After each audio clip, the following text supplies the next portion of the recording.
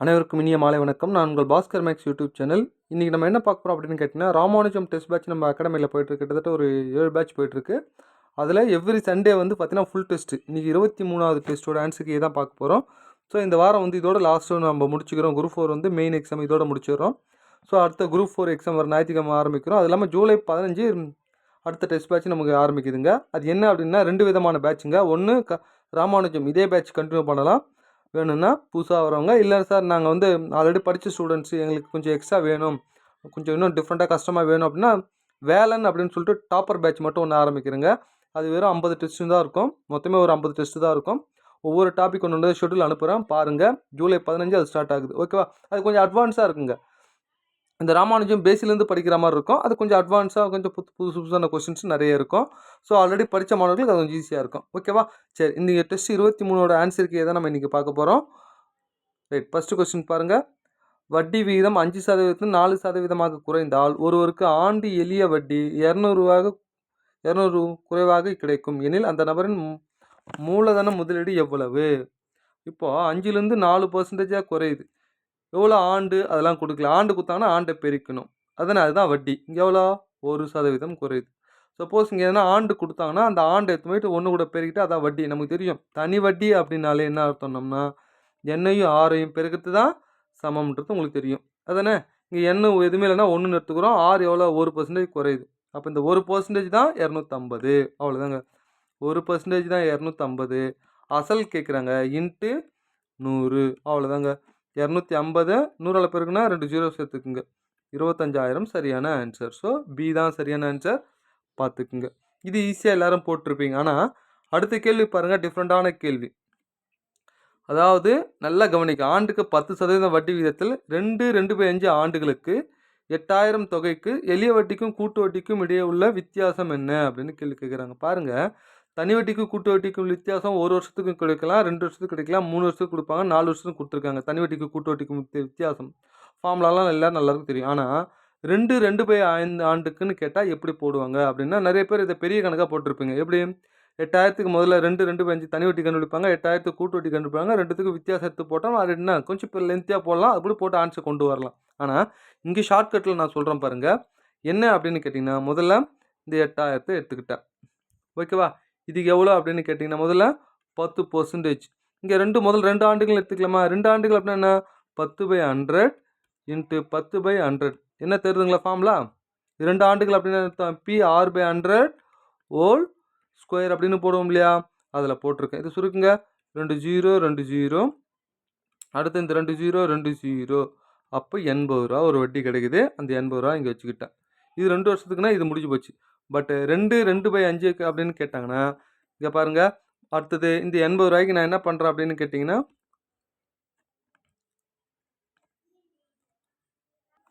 First 2 ஆண்டுகள் கண்டுபிடிச்சோமா எவ்வளோ difference? 80. அடுத்தது 2/5 அப்படின்னு சொல்கிறாங்க இல்லையா? அப்போ இதுக்கு என்ன பண்ண போகிறோம் அப்படின்னா, எங்கள் அசல் எவ்வளோ? 8,000க்கா? 8,000க்கு 10% முதல்ல கண்டுபிடிக்கிறேன். நல்லா கவனிங்க. அந்த 10 எப்படி வருதுன்னா, இந்த 2/5 எப்படி போடலாம்? 2/5 இன்ட்டு 10% இல்லையா? இப்போ பாருங்க, இந்த 8,000 தானே, 8,000க்கு முதல்ல 10% கண்டுபிடிச்சா என்ன வரும்? 8,000க்கு 10% அப்படின்னா 2 0 2 0 800ன்னு கிடைக்குது. அந்த 800க்கு ஓகேவா? இப்போ எவ்வளோ? 2/5 2/5 10%. 1 5 5 2 5 10 2 2 4% கண்டுபிடிக்கிறோம். அப்போ 800/4 என்ன வரும்? 2 0 2 0 4 8 32. அது 2 வருஷத்துக்குன்றதால 2ஆல் பெருக்கிறேன் 64. ஓகேவா?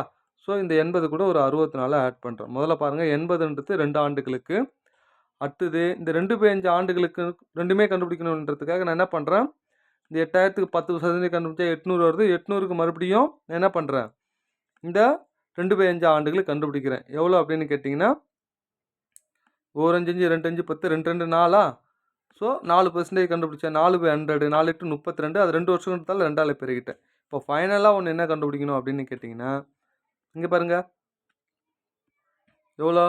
32 32 ஃபஸ்ட்டு 80 கண்டுபிடிச்சோம் இல்லையா? அதுக்கு வட்டிக்கு இங்கே பாருங்கள் 80 இன்ட்டு எவ்வளோ? 2 4 4% தானே? இங்கே பாருங்கள் 4/100 ஒரு 0 ஒரு 0 4 டு 32 அதை 10ஆல் டிவைட் பண்ணனா ஒரு 3.2 அவ்வளோதாங்க. ஸோ 3.2 ஆட் பண்ணுங்கள். ஸோ 2 4 3 7 8 6 14 147.2 அதாவது டி தான் சரியான ஆன்சர். ஓகேவா, நல்லா புரிஞ்சுக்குங்க. 8000 PR/100 ஹோல் ஸ்கொயரில் கண்டுபிடிச்சா 80ன்னு வருது. அதுக்கப்புறம் 8000க்கு ஒரு 10% கண்டுபிடிக்கிறேன், 800 வருது. 800க்கு மறுபடியும் இந்த 4% கண்டுபிடிக்கிறேன். ஓகேவா, அதுக்கப்புறம் இந்த 80 ரூபா ஃபஸ்ட்டு கண்டுபிடிச்சோம், அதுக்கு மறுபடியும் இந்த 4% கண்டுபிடிச்சி 3த்தையும் ஆட் பண்ணுறேன். இதுதான் இந்த ஷார்ட்கட். ஓகேவா, பார்த்துக்கங்க. இல்லை சார் நான் தனி வட்டி தனியாக கண்டுபிடிக்கிறேன், கூட்டு வட்டி கண்டு ரைட் போட்டு கொண்டு வந்தாலும் சரியாக இருக்கும் ஆன்சர். அடுத்தது தனி வட்டிக்கு HCF எல்சிஎம்ல பாருங்கள். 2 எண்களின் HCF அவற்றின் எல்சிஎம்மில் 20ல் ஒரு பங்கு. அப்போது HCF எல்சிஎம் அப்படின்னா நல்லா கவனிங்க. HCF என்னவோ 20ல் ஒரு பங்குனா இது 20 மடங்கு தானே அர்த்தம். அவ்வளோதாங்க. இது புரியுதா பாருங்கள். 20ல் ஒரு பங்கு தான் HCF. இது 20னா அதில் ஒரு பங்கு, இது 20 பங்கு, அது ஒரு பங்கு. அதுக்கப்புறம் என்ன சொல்கிறாங்க, அந்த எண்களில் ஒன்று 96, ஒரு நம்பர் 96ன்னு கொடுத்துட்டாங்க. HCF எல்சிஎம் இடையிலான வேறுபாடு 456. வேறுபாடு என்ன, இது ரெண்டுத்துக்கு டிஃப்ரென்ஸ் எவ்வளோ, 19x அதானே. அவ்வளோதாங்க. 19x = 456. அப்போ எக்ஸோட வேல்யூ என்ன வரும் அப்படின்னு கேட்டிங்கன்னா, இங்கே பாருங்கள், ஒரு 19 4 9 36. ஸோ 4ஆல் வருதான்னு பார்க்கலாமா. 4 14 24 அப்படின்னு பார்த்தீங்கன்னா 24 தான் ஆன்சர் வரும். ஏன்னா இது 20 மாதிரி ஞாபகம் வச்சுக்கோ. 2 20 48, 4 போட்டால் வராது, 14 போட்டாலும் வராது. அப்போ எக்ஸோட வேல்யூ 24. இது எத்தனை இதில் போடுங்க, HCF 24, எல்சிஎம் எவ்வளோன்னா 20 × 24.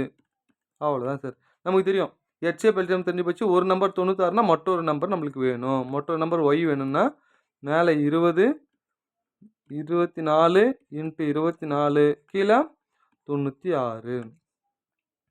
இங்கே பாருங்கள், 24 எத்தனை மடங்கு 96, 4 மடங்கு வரும். ஒரு நாள் 4, 6 நாள் 24, 2 6 12, 120 ஆன்சர். எங்கே பி தான் சரியான ஆன்சர், பார்த்துக்குங்க. ஓகேவா, இதெல்லாம் சிம்பிளான கணக்கு தான் சார். கொஞ்சம் யோசிச்சு போகிற மாதிரி இருக்கும் சார். யூஸ்வலாக நம்ம போட்ட கணக்கே போட்டதை விட கொஞ்சம் யோசிச்சு போகிறோம். இந்த கணக்கு கூட பாருங்களேன், இது எல்லாருக்கும் போட்டுருவீங்க. 3 எண்கள் 2:3:4 என்ற விகிதத்தில் உள்ளன. அவற்றின் கூட்டுத்தொகை 549 எனில் அவற்றின் HCF என்னவா இருக்கும் அப்படின்னு கேள்வி கேட்குறாங்க. இப்போது 3 நம்பர் 2x 3x 4x, இந்த எக்ஸ் தான் HCF அதானே. இது 3த்துடைய கூட்டுத்தொகை எவ்வளோ, 4 3 7 2 9x = 549. புரியுதாங்க, 549 அப்படின்னு சொல்கிறாங்க. இப்போ எக்ஸோட வேல்யூ என்ன அப்படின்னா, எக்ஸோட மதிப்பு 9 9 6 9 54, எக்ஸோட வேல்யூ 61. எக்ஸோட வேல்யூ 61, அதுதான் HCF.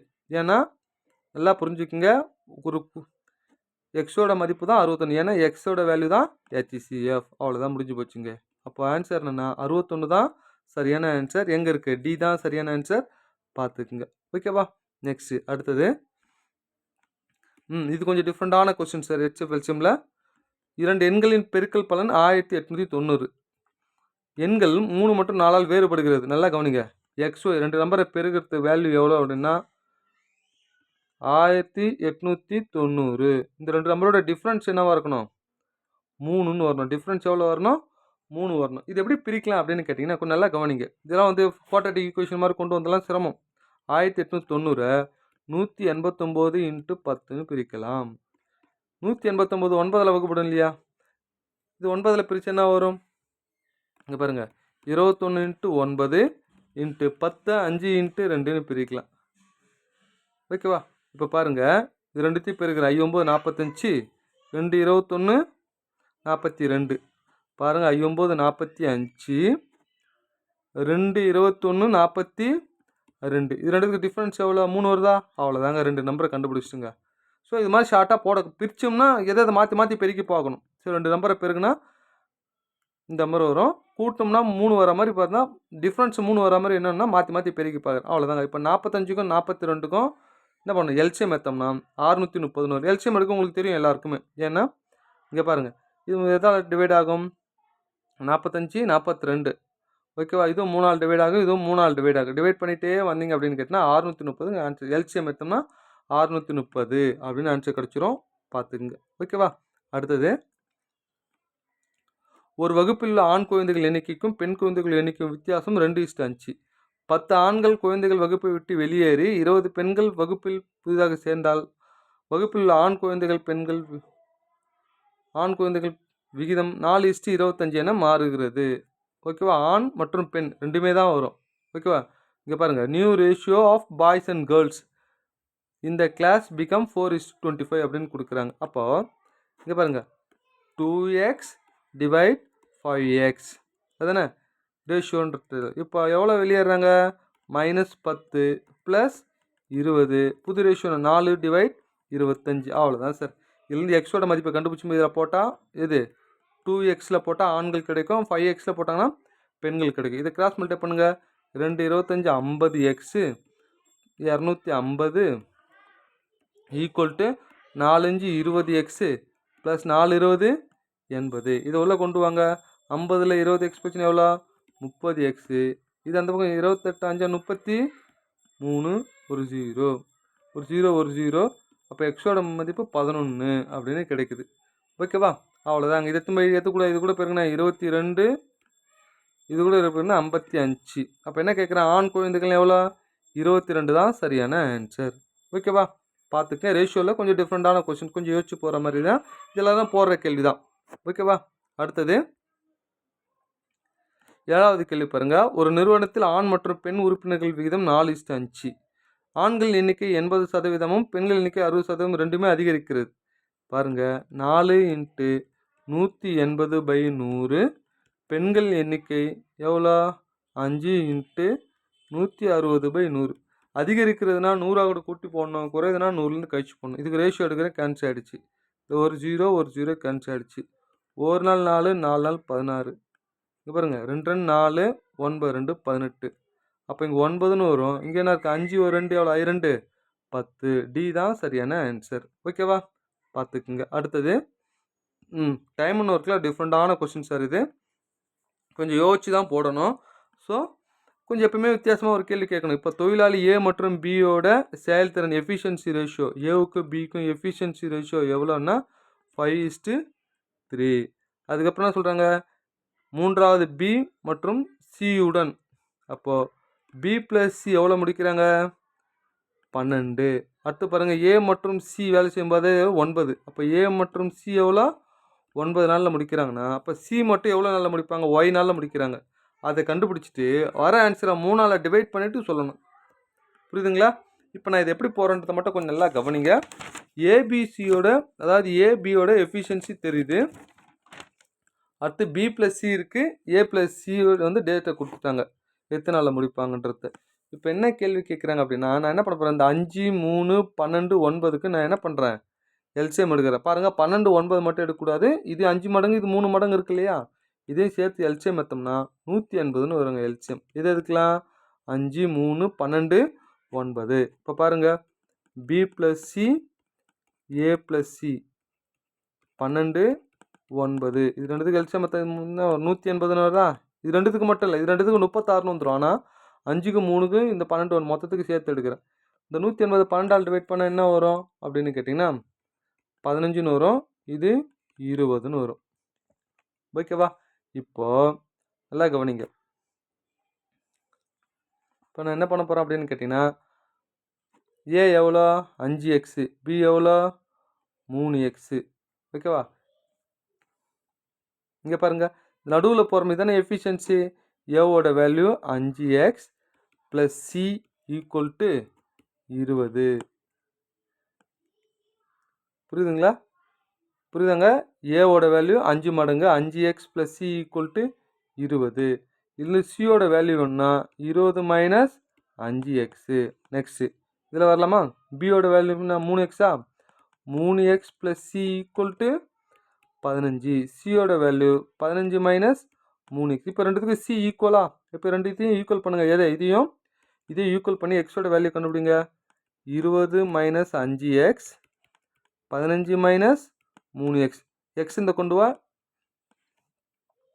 எக்ஸ் இந்த பக்கம் கொண்டு போய்ட்டு 15 கொண்டு வா. 20 - 15. 5x இங்கே போச்சுன்னா +5. 5ல் 3 போச்சுன்னா 2x. 20ல் 15 5. அப்போது 2x. அப்போ எக்ஸோட வேல்யூ என்ன வரும்? 2.5. அவ்வளோதாங்க. எக்ஸோட வேல்யூ 2.5. இது எத்தனை இதில் போட்டிங்கன்னா சியோட வேல்யூ கிடச்சிருங்க. இங்கே பாருங்கள், எக்ஸோட வேல்யூ 2.5 இதில் போட்டிங்கன்னா சியோட வேல்யூ இங்கே பாருங்கள் 7.5ன்னு வருங்க. அவ்வளோதான் சார். இதுலேயோ அல்லது இதுலேயோ ஏதோ ஒரு இடத்துல போட்டோம்னா 7.5ன்னு கிடச்சிரும். சியோட வேல்யூனா இப்போ சி மட்டோட வேல்யூ 7.5னா மொத்தம் எல்சிஎம் எவ்வளோ 180 தானே. இப்போ சி மட்டும் எவ்வளோ முடிப்பார்னா 180 7.5ஆல் டிவைட் பண்ணிட்டீங்கன்னா 24ன்னு கிடைக்கும். இதுதான் சி வந்து ஒய் நாள். ஆனால் ஆன்சர் என்னென்னா y/3னா 24 3ஆல் டிவைட் பண்ணுங்கள் 8ன்னு கிடச்சிரும். எங்கே இருக்குது? பி தான். கொஞ்சம் டிஃப்ரெண்டான கணக்கு சார், யோசிச்சு போடுற கணக்கு. ஓகேவா, பார்த்துக்குங்க. அடுத்தது இது 9வது கேள்வி. இது எல்லாருமே ஈஸியாக போட்டுருவாங்க. என்னென்னா ஏ மற்றும் பி இருவரும் சேர்ந்து ஒரு வேலையை 50 நாட்கள் முடிக்கிறார்கள். ஏ பியை விட 40% குறைவு. ஏ பியை விட 40% பி இதுன்னா இது எவ்வளோ? 60. 2 பேர் சேர்ந்து 50 நாளில் முடிக்கிறாங்க. 2 கூட்டினா எவ்வளோ? 160. 50 நாளில் முடிக்கிறாங்கன்னா முதல்ல ஏ மட்டும் எவ்வளோன்னு கண்டுபிடி. ஏ எவ்வளோ? 60 இன்ட்டு எக்ஸு. ஏ மட்டும் கண்டுபிடிச்சிட்டு அதில் 60% கண்டுபிடிக்கலாம். இங்கே பாருங்கள், ஒரு 0 ஒரு 0. அப்போ எக்ஸ் மட்டும் வேணும்னா 16 இன்ட்டு 50 டிவைட் 6. இது ஏ மட்டும் முடிக்கிறது. ஆனால் அதில் 60%னா 16 இன்ட்டு 50 டிவைட் 6 இன்ட்டு 60%. எங்கே 60/100? இந்த வேலையினுடைய 60% வேணும். இங்கே பாருங்கள், 2 0 2 0. ஓகேவா, இங்கே பாருங்கள் 6 6 கேன்சல். 16 5 80 ஆன்சர். இங்கே பாருங்கள் 16க்கு 5 இருக்கா, 16 5 80. சி தான் சரியான ஆன்சர். ஓகேவா, நெக்ஸ்ட்டு அடுத்தது. இது ஈஸியான கேள்வி தான் சார், எல்லாமே போட்டிருப்பாங்க. 2 உருளைகள் சம கன அளவு உள்ளன. உயரங்களின் விகிதம் 1:3 எனில் ஆரங்களின் விகிதம் சமம்னா இங்கே பாருங்கள், உருளையோட இருக்குன்னா pi R square H equal to pi R square H. ஏன்னா ரெண்டுமே சம கன அளவு. பை கேன்சல் ஆகிடுச்சு. இது R1, இது H1, R2, H2. இதில் ஆரங்கள் விகிதம் இந்த ஆரை கீழே கொண்டு வாங்க. R1 divide R2 whole square equal to மேலே H2. இங்கே பாருங்கள், இது H1, இது H2. H2 எவ்வளோ? 3. H1 எவ்வளோ? கீழே கொண்டு வரும். அவ்வளோதாங்க. இந்த ஸ்கொயர் அந்த பக்கம் போச்சுன்னா √3 டிவைட் √1. அப்போ √3:1 அப்படின்னு மாறும். எங்கே இருக்குது? ஏ தான் சரியான ஆன்சர். ஓகேவா, இது எல்லாரும் போடுற கேள்வி தான். ஸோ யாரும் போடக்கூடாதுன்னா ஒரு 2 கேள்வி டிஎன்பிசிலே கேட்பாங்க. அதே மாதிரி நம்மளும் கேட்டிருக்கோம். வேறு ஒன்றும் இல்லை. கொஞ்சம் யோசிச்சு பொறுமையாக டைம் எடுத்து போடுங்க.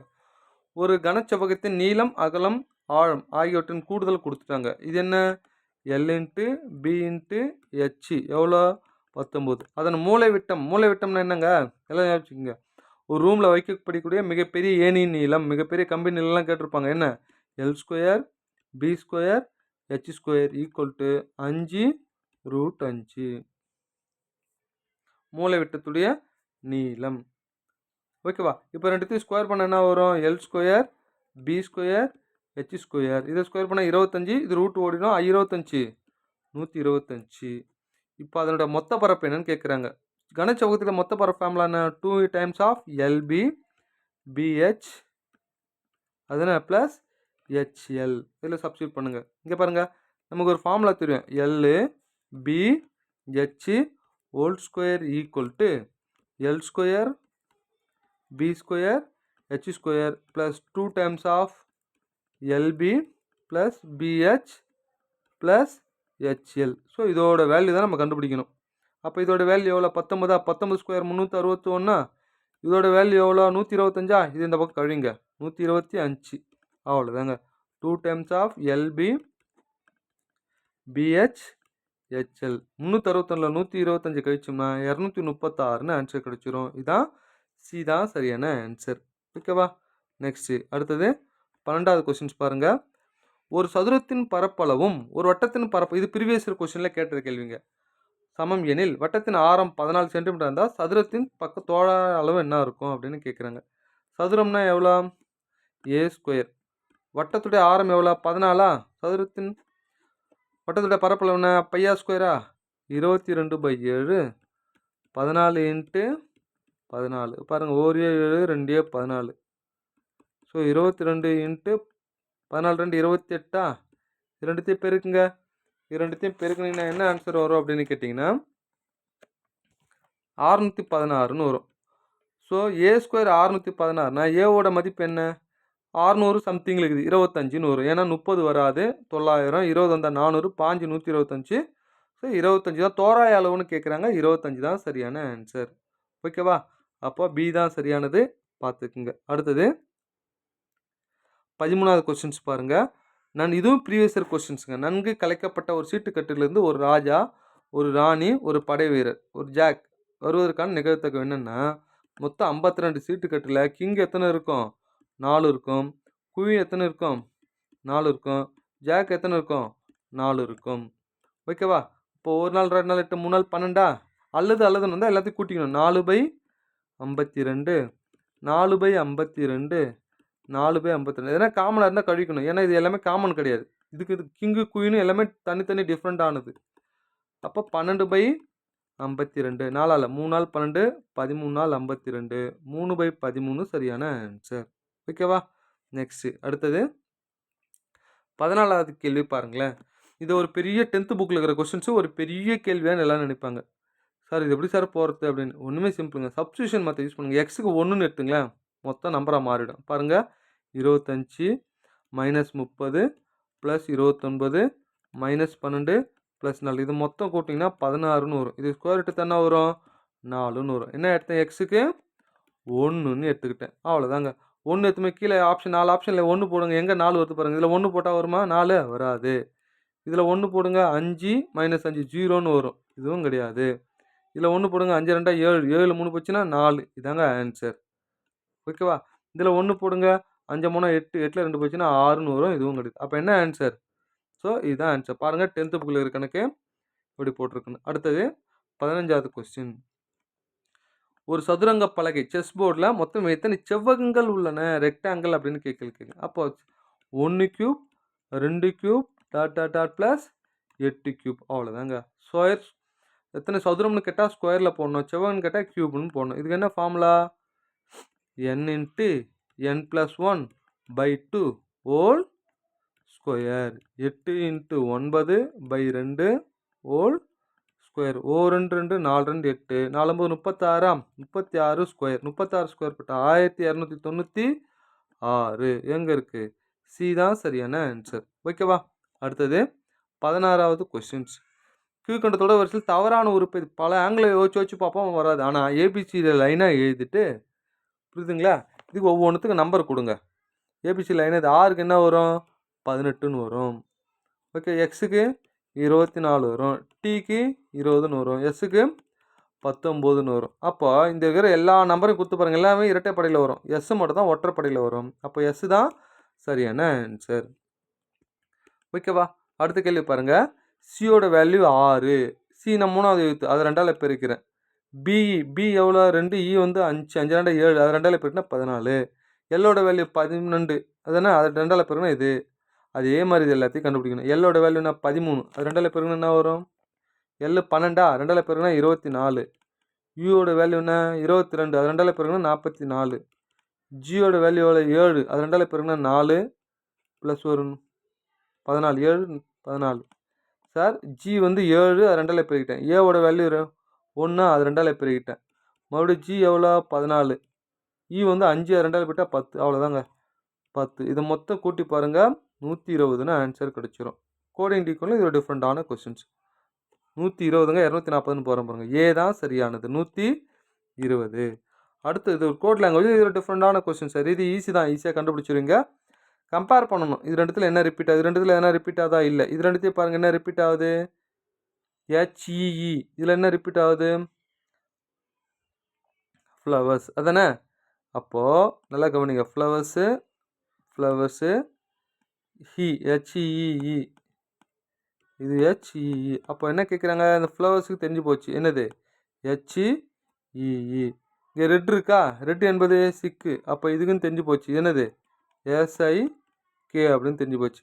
நெக்ஸ்ட்டு இது ரெண்டுத்தையும் கம்பேர் பண்ணுங்கள். PEE ரிப்பீட் ஆகுது. இதில் பாருங்கள், ஆர் ரிப்பீட் ஆகுது. அப்போ ஆரோட வேல்யூ PEE. ஆரோட வேல்யூ PEE. அப்போ இது என்ன வரும்? PEE. அதானே? இங்கே பாருங்கள், இது 6 ஃப்ளவர் தெரிஞ்சுது. ஃப்ராங்கன் இதோட குறியீடு என்ன? எம்ஐடின்னு வரும். அவ்வளோதாங்க. எம்ஐடி. எம்ஐடி பிஇஎஸ்ஐகே ஹெச்இஇ எங்கே இருக்குது பாருங்க.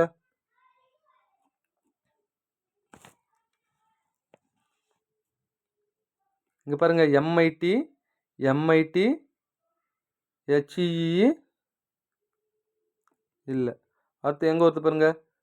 MIT PE SIK HE. அப்போ டி தான் சரியானது. ஓகேவா? அப்போ நல்லா பாருங்கள். டி தான் சரியான ஆன்சர். நெக்ஸ்ட்டு அடுத்தது இங்கே 19வது கொஸ்டின்ஸ். கொஞ்சம் நல்லா கவனிங்க. என்ற தொடரில் பி ஆனது இசட்டுக்கு அடுத்தும்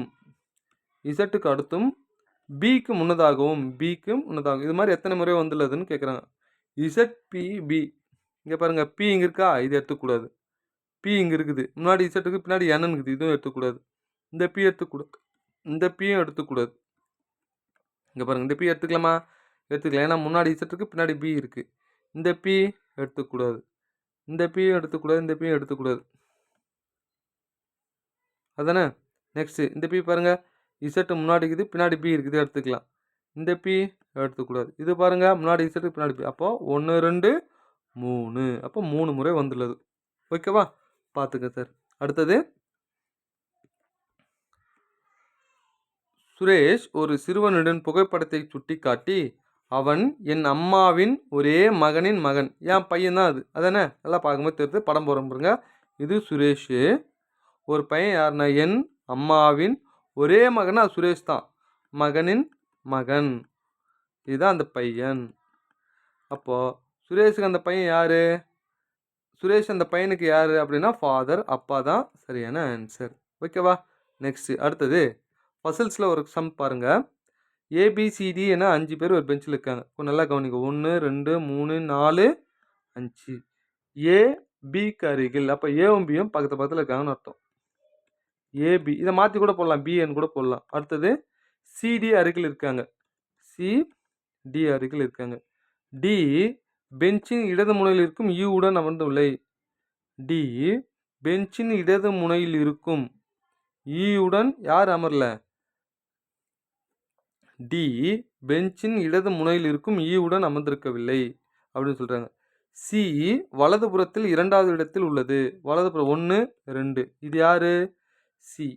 அப்போ சினா சிக்கு பக்கத்தில் தான் டி வரணும். இதை டியை போட்டேன்.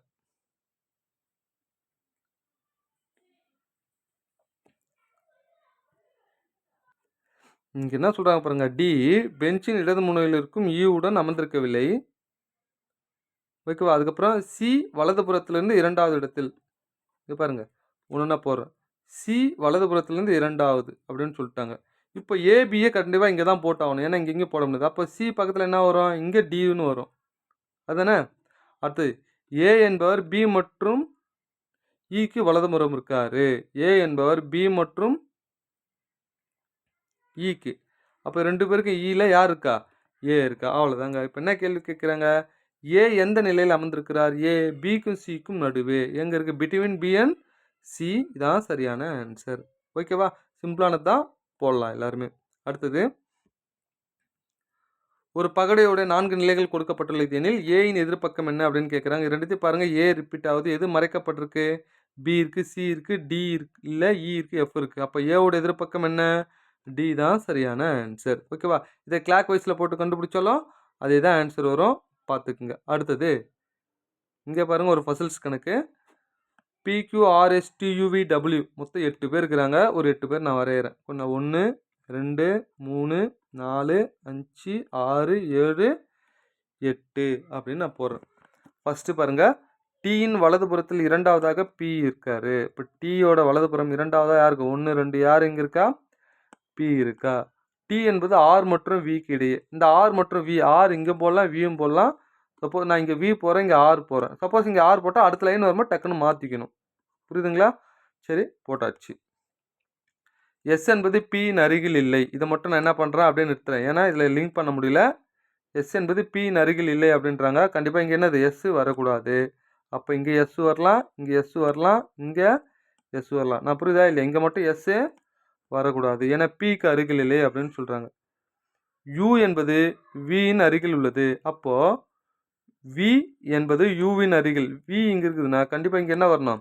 யூ தான் வரணும். அப்போ இந்த 2 இடத்துல தான் எஸ் வரும். இப்போ அடுத்து பாருங்கள், Q என்பது எஸ் மற்றும் டபிள்யூக்கு இடையில் இல்லை அப்படின்னா நல்லா புரிஞ்சுக்கிங்களேன். ஒரு 3 பேர் இருக்காங்கன்னா Q எஸ் மற்றும் டபிள்யூக்கு இடையில்னா எஸ்ஸும் டபிள்யூ பக்கத்தில் பக்கத்தில் இருப்பாங்க, Q இங்கே இருப்பாங்கன்னு அர்த்தம்.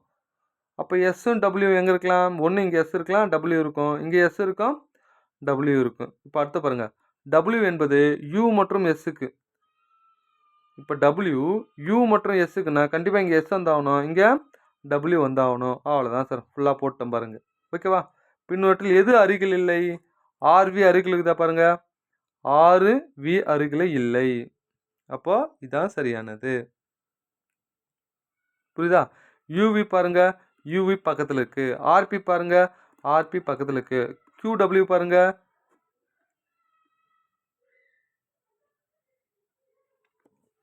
இருங்க இங்க பாருங்களேன், கொஞ்சம் தப்பா போட்டிருக்கோம். W என்பது U மற்றும் Sக்கு இடையே இல்லை. W இங்க U Sக்கு இடையில வரக்கூடாதுன்னு தான் சொல்றாங்க. அப்ப என்ன வரும் இந்த இடத்துல?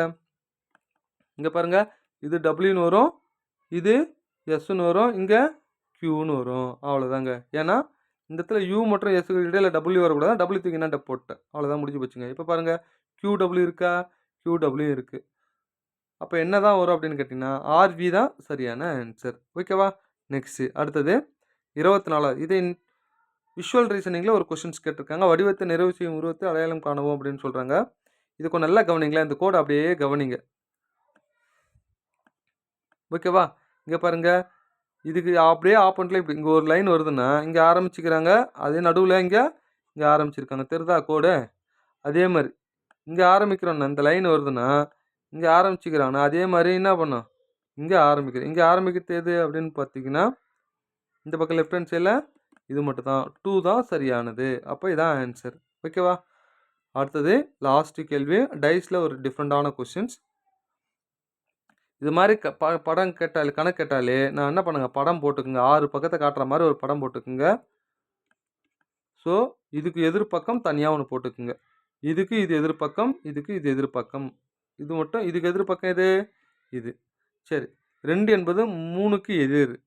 2 இங்கே போட்டேன், இது 3க்கு எதிர் அப்படின்னு போட்டேன்.